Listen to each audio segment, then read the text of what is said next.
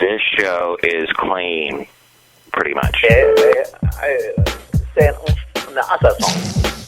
Mike's Daily Podcast. Episode 685. Hi, it's Mike Matthews broadcasting from the last place on earth, located somewhere in Podcaster Valley, California. Today we hear from Benita, the Disgruntled Fiddle Player, the Brewmaster. Plus, it's the finale of my Intuit interview with the world traveler and East Bay expert, LAUREL POETON. And you know subscription radio? Did you know that they had it in the 40s? Mike's Daily Podcast. Yes, before XM and Sirius, they had it in the 40s. Being a radio guy, that's really interesting for me. Mike's Daily Podcast. I'll have the whole story coming up. But on yesterday's show, Floyd the Floor Man and John Deere the Engineer told us an interesting secret we didn't know, and that is they are in a Tears for Fears cover band. Yes, everybody wants to rule the world if they can. That's just the human nature. That's what Tears for Fears taught us. Mike's Daily Podcast. And that you could have two bizarre-looking British white guys make it big in America. Mike's in the 80s. Daily on MTV. Podcast. Something happens. Yeah. And I'm head over heels. Don't break my heart. Don't take my heart. Don't throw it away. This is something I like to throw away. My Lexmark printer. Oi! What a day I've had with this stupid thing. So I've got this court date coming up a week from today. I'm going to be pleading my case to the East Bay Regional Park District judge. Because as you know, I like to walk my dog, my boxer, Basil. And we were walking on the third day of this year, which was the anniversary of when I got Basil 4 years ago. But this year, we were taking a walk at a place called the Oyster Bay Regional Shoreline. And it says that you can have your dog off leash. So I have him off leash. And then I'm on a bike path with Basil, and I'm taking some pictures. I turn around, there's a police car. Two policemen are getting out, and they give me a ticket because Basil's not on leash.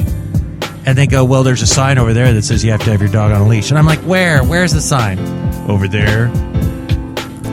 Okay, well, I came in over here. So I took pictures of all the places that, you know, where I walked onto the bike path and to prove my case, to show as evidence, to submit as articles A, B, C, D, what have you, to see if I can get out of this $280 ticket.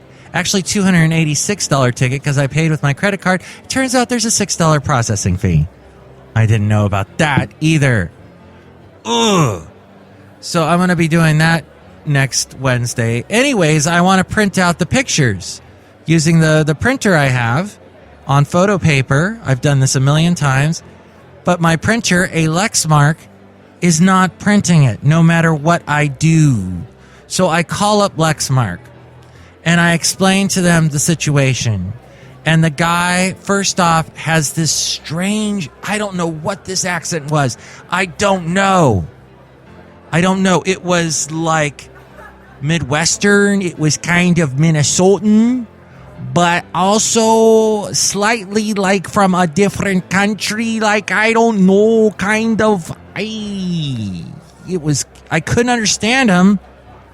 And that's just the way it was. His words were not being pronunciated correctly. So I was having a tough time talking with this guy. He wasn't understanding me. So maybe he's doing his own podcast where he's making fun of me right now. Touche. Anyway, what ends up happening is he's like, well, I need to put you in touch with another department and blah, blah, blah, blah, blah. He says about 80 things that I don't understand. And instead of just saying, excuse me, I couldn't understand what you said, can you repeat it? I just said, you know what? Thanks for your help. Bye. And I hang up. Then I get 2 emails from, did we successfully? So this is the thing about all phone operators that help you, quote unquote, help you out with your problems, is they don't. And then when they don't, they always say, oh, we got a survey you can fill out afterwards. Just stay on the line. You can do a survey. And this is the survey. How good do we do our job? Really good? Super good? Or excellent good? There's just, would you like to complain? No, they don't even have a complain button. They do have where you can like leave a message, but it's like leave a message after the beep. Beep. Okay, well I had a beep. Ah, damn it. So that was my fun, exciting time today, and needless to say, you know what's amazing is somehow I ended up printing one photo, but I've got to print like 5 or 6 more. So, and everything, I've reloaded the program and all this stuff. Damn Lexmark. Okay, on to another topic, and that is walking my wonderful Basil the Boxer, who I aforementioned. We were over by the Starbucks in Podcastro Valley, California, and there's a cute little kid and his dad. It looks like they rode a motorcycle. They're both in motorcycle gear. This little kid, he's in motorcycle gear, and he goes, "Can I pet Basil?" He says, or he didn't know his name yet. I'm making it sound like he knew his name, as if Basil, everyone across the great continent of America knows Basil. And I don't think that many people listen to the podcast yet. So he asks if he can pet the dog, and I go, sure. And then he says to me, "My dog's bigger." I'm like, oh, okay. And then we started to walk away, and then this guy is coming up to me, and he's like, "I've got a boxer, but he's 150 pounds. How old's your dog?" 5.5. Mine's 3. I'm serious. This is what I'm hearing. Is this boast about your dog day? What? Anyway, some strange human behavior I encountered today. Look who just walked in. Speaking of weird human behavior. Hi, Mom. It's Benita the Rodeo Queen. How you doing? And it's a disgruntled fiddle player, tell you what. What? People can boast about their dogs, or their horses, or their bulls. Y'all don't need to get on their case about it. I know, I just thought it was weird. I mean, the two people, those were the only people we saw today. And they're both bragging about their dogs. Well, Buck, you know what? You saw me today, and I didn't brag about my dog. Do you have a dog? No, just got a horse. Benita, the rodeo queen's got her horse, Nilly. I love my horse, Nilly. She big, and I can ride her, and sometimes she'll poop. That's interesting that you have a horse that does that. And, dogs tend to like the droppings of horses, I found out from a horse owner, because there is so much grass and stuff in their food. It's like really concentrated.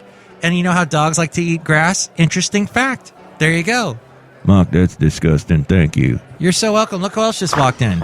Hello there, Mike. I make the root beer. I'm the brewmaster. Oh, boy.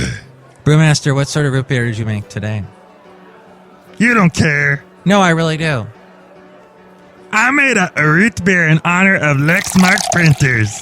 I'm going to take this root beer that you're pouring, and I'm going to throw it against the wall. That's okay. I got more. By the way, what do you put in Lexmark printer root beer?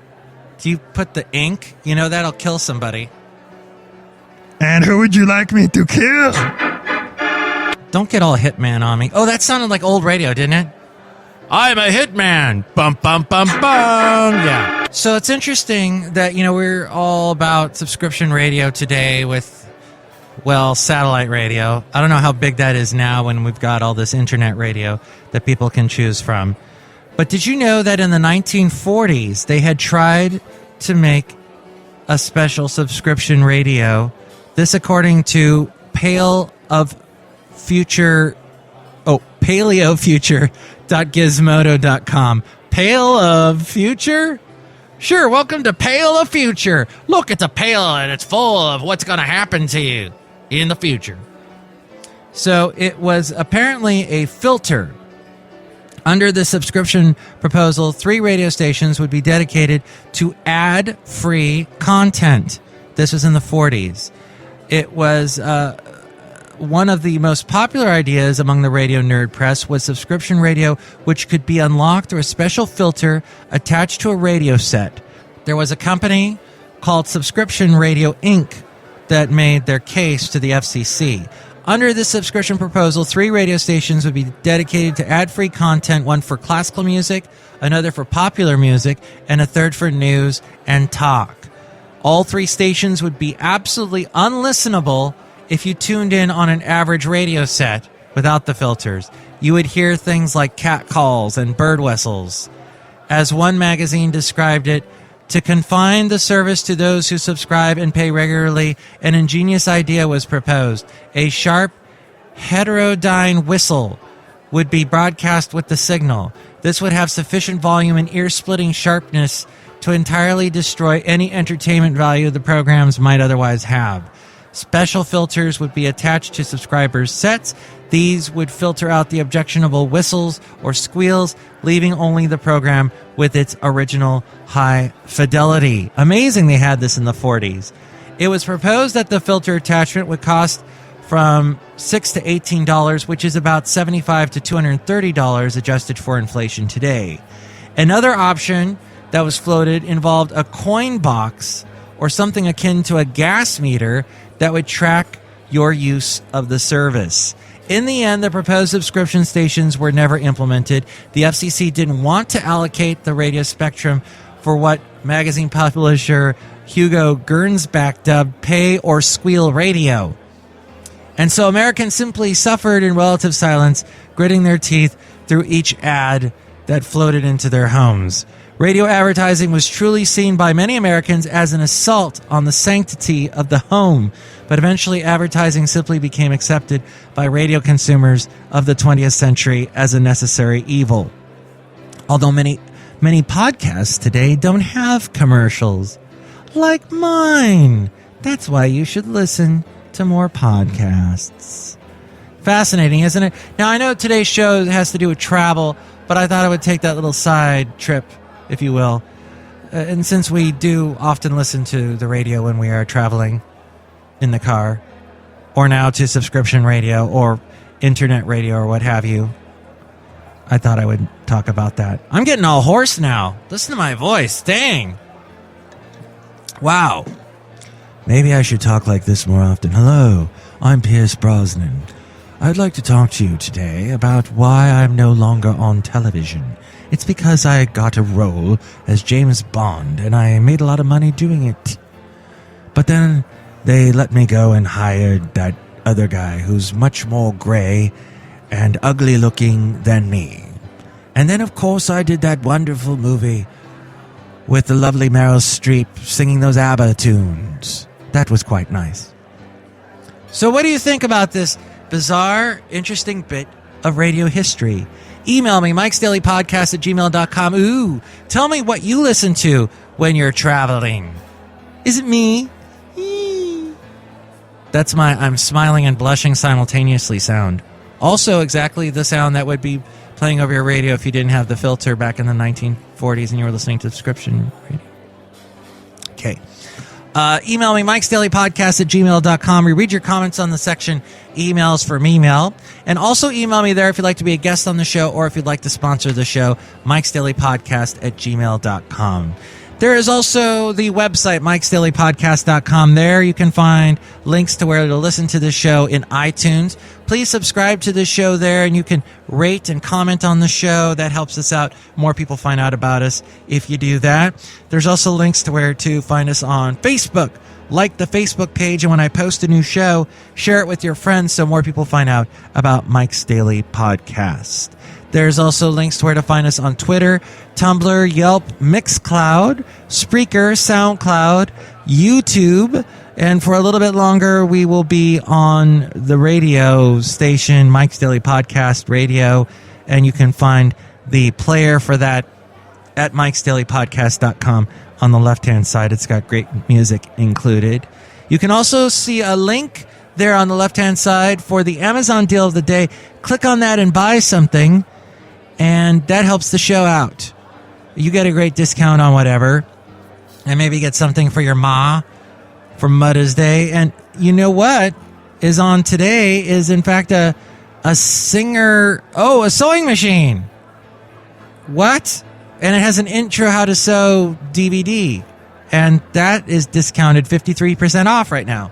So if you click on that through my website, mikesdailypodcast.com, and buy that, we get a little bit of money for that. It's a great way to support the show. And finally, you can get the blog and the daily podcast picture at mikesdailypodcast.com as well. Into an interview. We're speaking with Laurel Poeton. She is an adventurer. She's an East Bay enthusiast. She's at the Zen Garden in the Alameda CTC Oakland building there somewhere. Yeah, we're at 1111 Broadway. They have robotic birds that no, they're real birds that have little camera eyes, and the NSA watches. No, and listen to yesterday's show because she told some cool travel stories. I wanted to ask you about what is. I saw this on your Facebook page. What is integrated corridor mobility? That's a very good question. So an integrated corridor mobility is a project that we're working on the I-80, which is one of our innovative technology projects. It's really the first one in California, and it's working with all aspects of helping traffic keep flowing. One of those aspects, so the range of the I-80 project is from the Carquinez Bridge to the Bay Bridge, heading west.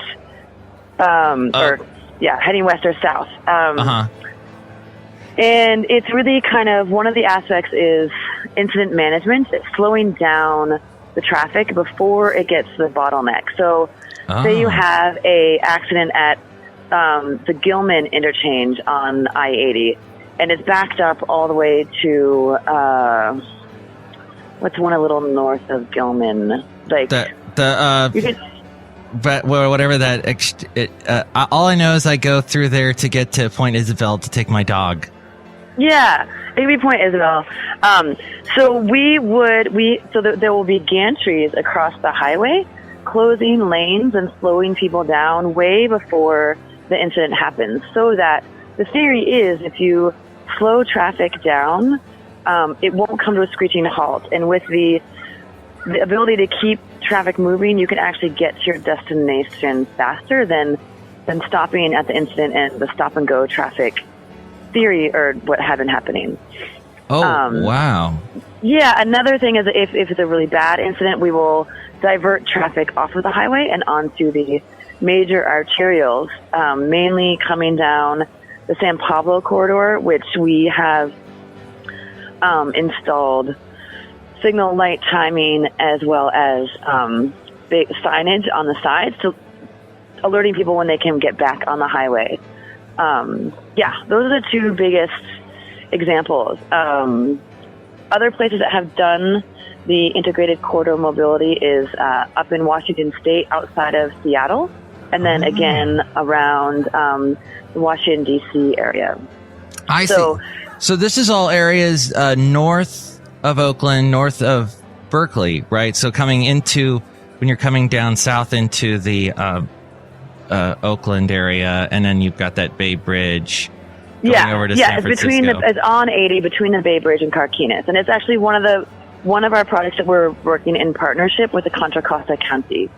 Because usually our projects are only within Alameda County, but this one we are doing funding and planning and project implementation, partnering with Contra Costa County, as well as Caltrans is really taking a lot of the lead on the implementation of the project. How would the lanes close? Is there you said a barricade or something, or what? Well, no. So a gantry. So imagine it's really kind of those European signs that go above the highway, like how they have in Europe or in Germany across the Autobahn. And if the lane is closed, it would have a red X over it, and if the lane is open, it would have a green circle. I see. So it's not something physical blocking the lane. No. I see. Yeah. It's something. Okay, because we kind of already have these big signs over the freeway that tell us of amber alerts and to pitch it or snip it or click it and don't get a ticket and whatever those rhyming things are. Click it or ticket. Yep. That's it. Yeah. It's so memorable. I just can't remember it. But yeah, that's interesting. Wow. Okay. That's very lots of involvement with the local cities and major hubs. It really is involving many of the cities, and we had to get agreement and buy-in from all the cities, and that took a while, but it's really exciting that they're all in agreement and looking forward to helping with this.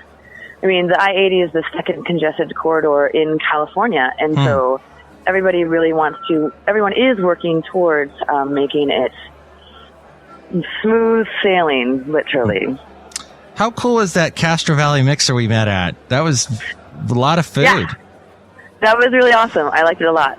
A lot of free food. It was fun. It was good music, great food, great businesses. That was my second year attending, and I definitely will be back next year. It was great. Awesome. I didn't understand the cauliflower soup. That was just me. Sometimes I didn't get any of that. I stuck with the nachos. Yeah, I'm kind of a crunchy, salty type of gal. So you're so salty. Yeah. So this weekend I worked the Livermore Wine Festival, which was really fun. Oh, dang! Yeah, that was super fun. And next weekend I'm going to be at the Spring Fling Festival in Alameda. They have a Mother's Day festival on Saturday in the city of Alameda. So I'll be there on Saturday, informing the public of how their taxpayers' dollars are at work. But I just have to say the highlight of my Saturday was that apparently there are these pirates that put on a pirate show in October in Livermore, but they were at the event walking around, and I got to take my picture with one of the pirates, and it was very exciting. Did one of them look like Jack Sparrow? Well, the one that I got my picture taken with had two different color eyes and had kind of... It was David Bowie? I don't know what his name was. David Bowie. David Bowie. Oh, yeah, probably. But yeah, it was great. It was really fun. But I love everything pirate. Did they have parrots? Did they? I didn't see any parrots. But pirates always need parrots, right? Right. That's true. They're a pair. When is Pirate Day? Because I had a story. Every day. It's Laurel. Yeah, exactly. Laurel Poeton. With their parrots, because she's a pirate. Yeah. They just discovered a bunch of gold. In my news story I had on the podcast recently, they dug up a bunch of gold in the ocean. I think North Carolina or something. It was a ferry boat from one of those boats with the steam in the old days, and I guess it sunk in 1890. I'm having a really good time remembering a story I talked about, and I can't remember any of the facts. Anyway, okay. Made me think of pirates. Did you hear about that the 100-year-old message in a bottle that they found last week or something? That sounds like a police song. Yeah, I know, right? That's why I read the article. There were 100 million bottles washed up on the shore. It seems I'm not alone in being alone. I love that song. But it was a really interesting article. Although, however, they couldn't decipher most of what it was saying, but they could confirm that was a message in a bottle from 100 years ago. Oh, that's so awesome. Wow. I know. Yeah. And so it is bike month this month, so I should buy a bike. You should totally buy a bike. May is Bike Month. It's pretty awesome. We have a great campaign going on the sides of Wheels buses, AC Transit buses, as well as all of the bus shelters throughout Alameda County that are motivational posters to help people bike. One of them is I bike for health. One of them is I bike for family. Another slogan is my commute is my gym. And my favorite slogan is 10 miles per burrito. So awesome, right? So everybody should keep their eyes out. And if you see those, just enjoy them because they were fun and I made them. I mean, you can send me a picture of them, but... Yeah, they can send you a picture? Yeah, if anybody sees them, they could totally snap a picture on their cell phone and send me a photo. Where would they send it to? They would send it to LPOETON at alamedactc.org. Okay. and because those are some great slogans. And I really need to find a trucker to pick me up and drive me across. Yes, everyone does. I agree. What that is amazing. The hiking you did over the Smoky Mountains and driving to and from one side of across the country twice. I can't believe that. That's I've done it sort of once, but I've done it a total of like 5 times. Wow! But I did twice in 1 year. Yeah. But I forgot to tell you about my favorite road trip, which was in Chile. We drove from Santiago to the Atacama Desert, which is the driest place on Earth. Whoa. Yeah. That was a pretty cool road trip. Wait, was that along that highway that goes on the side of the mountain that you can't... You're like basically hanging off of? There were some treacherous parts of the highway. I don't think it was that one. Mainly it was through flat desert areas. Huh. But yeah, that was a really fun adventure. That was what I gave myself for graduating from college. What and what gave you the idea to do that? One of my cohorts had a friend that lived down there, so we knew we had a free place to stay in Santiago, and all we would have to do would be to buy plane tickets. So we went down and stayed for 3 weeks. And one of the weeks we took and drove up from Santiago to the Atacama Desert, which is one of the most beautiful places on Earth, for sure. There's flamingos. It's the driest place on Earth, and sunrises and sunsets there are epic. What? And you just like had a tent? Well, there's little inns and pensiones you can stay at, and then the other 2 weeks we kind of explored the city of Santiago, and it was insane. At the time that we were there, so I graduated in 2000. Yeah, it must have been, usually graduate in June, right? Yeah, so it must have been July or August, July of 2000. There was this huge student revolution, a revolt, in the universities in Chile, and the students, university students were protesting in the streets, and I got to witness like the most amazing, what I felt was, it wasn't like, yes, they protest here in Berkeley, but like these students had tanks driving down the street after them. Like they were lighting the streets on fire, and like I was like, are we safe here? They're just right there. And my friends were like, yeah, you're American, it's okay. But it was so exciting. I was really excited to witness it. I mean, and I'm pretty sure they got what they wanted. I don't remember correctly, but they had stopped the protesting by the time we left, so I think that they had received. And I honestly don't even know what they're protesting. Oh my gosh, that must have been. I would have been like, yikes! Wow. Yeah, but for me it was super fun. I loved it. Dang! Wow, you've seen some interesting things. Where's some of the best food at? Where's some of the best food at? I've had the best Chinese food in Italy. Whoa! Really? Yeah. Yeah, I have to say, it was like American Chinese food is disgusting compared to Italian Chinese food. Like, Italian Chinese food was, like, healthy and fresh and crisp and not oily and full of salt. I really enjoyed the food in Chile. It was good. We went to some really fun restaurants, but I really enjoyed breakfasts in England and Dublin for sure. Oh, do they? Yeah, they like to fry things, right? Like sausage and bacon. Yeah, and everything. They like to fry things and blood sausages and eggs and tomatoes, and yeah, it was really good. I like that. Wow, and we live in an area with some cool restaurants. So we do actually, totally. I had delicious brunch at the Chop Shop the other morning here down at Jack London Square. Oh yeah, highly recommend it. The Bloody Marys come with bacon in them. Oh my gosh. Yeah. It was really good. That'll cure a hangover. Wow. Yeah. It was amazing.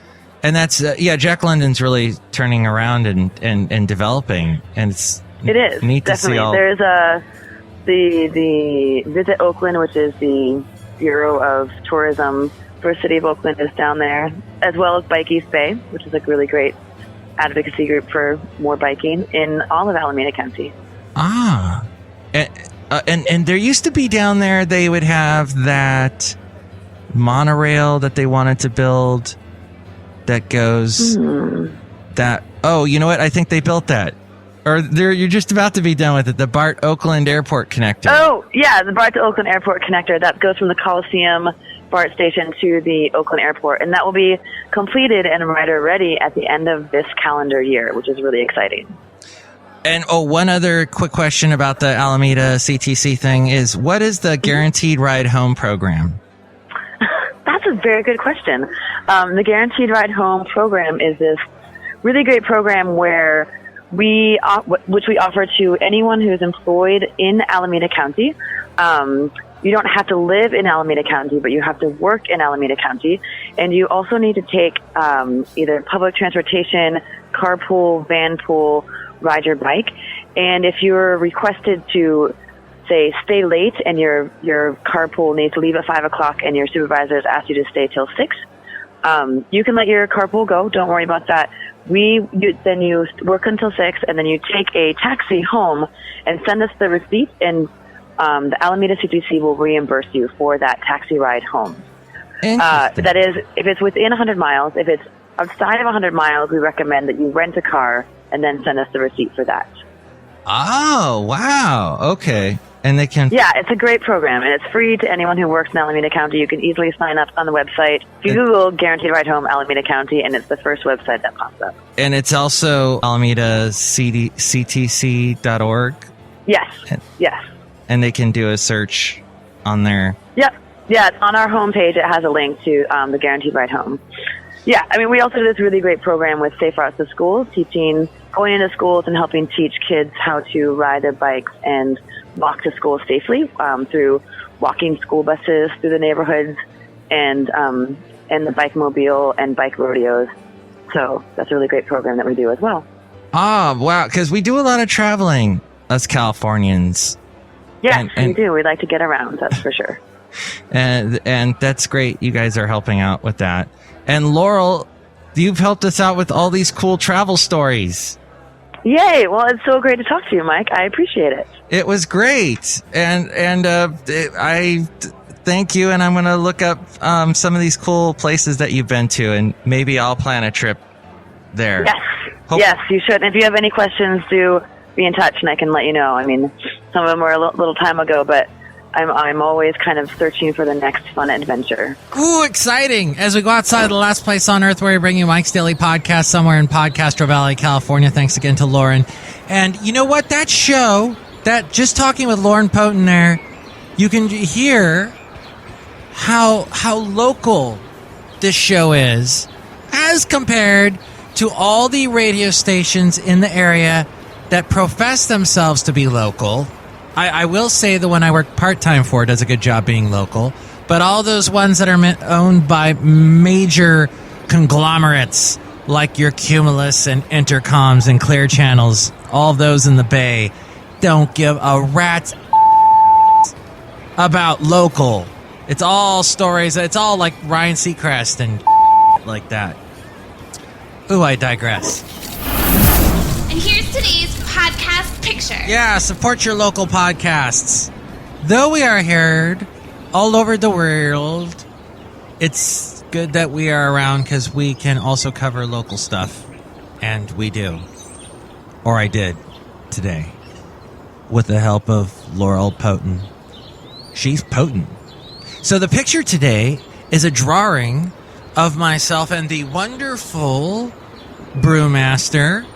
Thanks, Mark. Even though you badmouthed my Lexmark printer, Earth Bear. I badmouth anything that has to do with that company. It's horrible. So, yeah, we had a little conversation, he and I. Well, actually, we were collaborating on a song. And for some reason, we decided to do techno music because I have a keyboard and a drum machine. And I'm like, let's go. So we had a microphone, and the Brewmaster was all mic'd, and he was singing. We were doing this cool kind of weird Euro beat stuff. And suddenly we were attacked by a huge music note. It just came after us. Big teeth. It was a man-eating music note. And you can see that drawing, that cartoon there at mikesdailypodcast.com. It's frightening, Mark. Yeah, we got out of that unscathed. Because it turned out we weren't really doing music after all. It was some kind of a weird... what was it called, Brewmaster? Nice. Exactly. Mike's Daily Podcast is written and produced and performed by Mike Matthews. His podcast is super easy to find. Download or listen to his show and read his blog at mikesdailypodcast.com. Email Mike now at mikesdailypodcast@gmail.com. See you tomorrow. Bye! And tomorrow we'll have a new Into an Interview with the beautiful up-and-coming country singer Chelsea Kreitz. Plus we'll hear from Madame Rootabega, Valentino, and Bison Bentley. Isn't that right, strange phone help guy from Lexmark? It's been a pleasure to serve you today, Mr. Matthews. Bye, all bye. Pierce Brosnan's hot.